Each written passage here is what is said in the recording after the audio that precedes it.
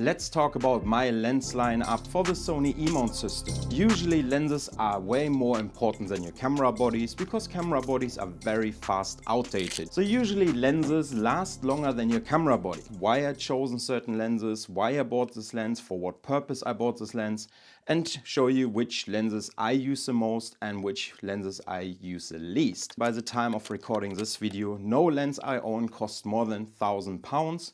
So they're on a budget-friendly side of things as well. So let's start off with the lens I bought roughly a year ago and I used it the least of all of them.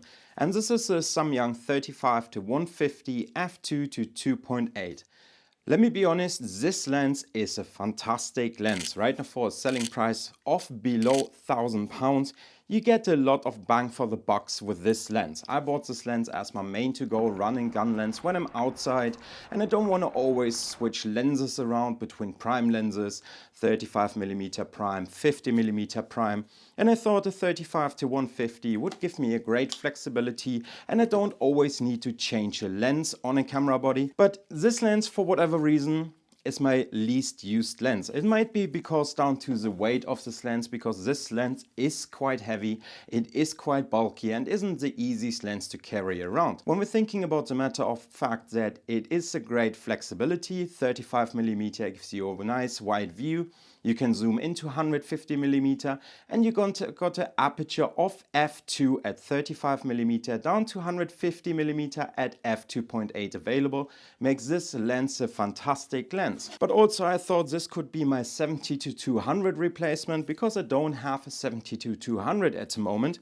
But generally speaking, as much as I love this lens, it's sharp, the autofocus is decent and gives me great flexibility, I haven't used this lens as much as I thought I would. My next lens, which I haven't used as much as I thought I would, is a classic 85mm f1.8. And I got this lens secondhand, so I'm missing literally the lens hood. I got a Nikon cap on a Sony lens. So, however, by a price tag of 200 quid I paid for the classic 85mm f1.8. Obviously you can't resist. Generally speaking, your classic 85mm f1.8 should be in every photographer's backpack. Right now if you shoot portraits with a fast aperture of f1.8, it gives you great separation for your subject or your portraits. But also this lens is already years on the market. It was one of Sony's original 85mm and this lens still goes very strong in 2025 as well. However, because I shoot more and more in the studio, this might be also a reason why I haven't used this lens as much as possible this year, and I didn't have always the need for the 85mm. However, having an 85mm in your standard photography kit is definitely a must-have. The next lens is definitely a bargain and absolutely steal when it comes down to performance and price. And this is basically the Viltrox 40mm f2.5 lens. And this lens blew my mind in 2024. A 40mm with a fast aperture of f2.5. and a price tag of $170. I was mind blown as I tried this lens out, and I quite enjoy this lens because it's super tiny, super lightweight, and makes it the perfect walk around lens to have always on your camera body. Not only do you have a fast aperture of f2.5 and a super tiny lightweight lens, but it also makes your camera setup less bulky. Great sharpness, great autofocus, and overall speaking, this is my main to-go lens when I take my camera out to walk around, take some photos, and just have some fun when taking pictures. Let's come down to the last two lenses I own, and one of those two lenses is definitely an underrated lens you can buy for the Sony system, and this is a 24-105. The 24-105 f4 lens from Sony get also sold as their kit lens. If you buy a Sony Alpha 7 Mark IV as an example, 24mm up to 105mm f4 is a fantastic focal length. f4 aperture, now we can argue about the aperture of f4 compared to a f2.8. 35mm right now at the aperture of f4, and if I make a step to the side, you can see there's enough background blur going. If you have a f2.8 lens compared to the f4 lens, you gain one stop of light. Is it really worth it getting a 28-70 f2.8 over a 24-105 f4 lens? This lens is a bargain in my personal opinion. I use it a lot in my home studio, gives me great flexibility. 24mm lets me shoot nice and wide. 105mm gives me this compression I'm looking for within the studio. The aperture of f4, personally speaking, for my own point of view, is not a big deal breaker. If I need to compensate, then I bump up the ISO a bit to compensate for one stop of light compared to a f2.8. This lens has everything you need. Great sharpness, great autofocus, and overall is a great all-round performer if you're looking for one lens who probably covers most of your needs when it comes down to photography. So but now let's actually come down to my most used lens, and this lens literally stays to 99.9% on my Sony Alpha 7 Mark IV. And this is a Sigma 16 to 28mm f2.8 constant aperture or wide angle lens.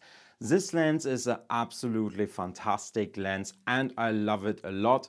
However, to this lens there are a few downsides which I'm going to cover in a bit as well. 16mm, let's go to 16mm. Gives you a super wide point of view so I can show you nicer surroundings. If I want to come a bit closer, I just zoom in and to 28mm and you are nice and close in my face. But let's zoom out a bit again. 16 to 28mm, less than 800 pounds as a selling price, makes it a great competitor compared to 16 to 35 from Sony itself. Keeping in mind with the price reduction of a Sigma, you also lose out on 7mm at the long end, so you only have 28mm compared to 35mm available.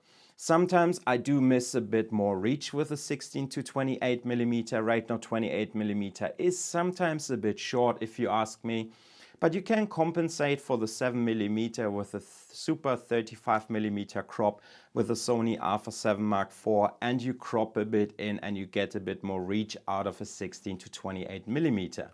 This is obviously your own personal point of view, if it's good enough or not good enough for yourself. The Sigma is also super lightweight, which makes it a great lens for the gimbal. You don't have any zooming parts, so the balance of a lens with the gimbal is fantastic as well. You can zoom in, you can zoom out, and your gimbal is balanced. With the lightweight and weather resistance of a 16 to 28mm as well, makes this lens a well-rounded lens, and I use this lens a lot for videos like this one right now, for all my reels, for all my short form content or long form content, and overall speaking the autofocus is fantastic as well. I'm always nice and focused and back on my face. So overall, if you're looking for a wide angle lens which you want to use for filming or for this sort of vlog style videos, the 16 to 28 gives you great flexibility. Now we're at 28mm, now we're zooming out, we're at 16mm. Gives you a good range when it comes down to the video side of things. But also for photography, this lens performs very well. Fast autofocus, nice crisp images. You can even screw a filter onto this lens as well with the wide angle lens, which makes it definitely a great all-rounder when it comes down to photo and video. So now I hope this gave you a good idea what you can do with budget-friendly lenses, and a good lens lineup does not need to break a bank. I'm happy with my lens lineup. It does a job for me. It delivers what I need to deliver when I need to deliver.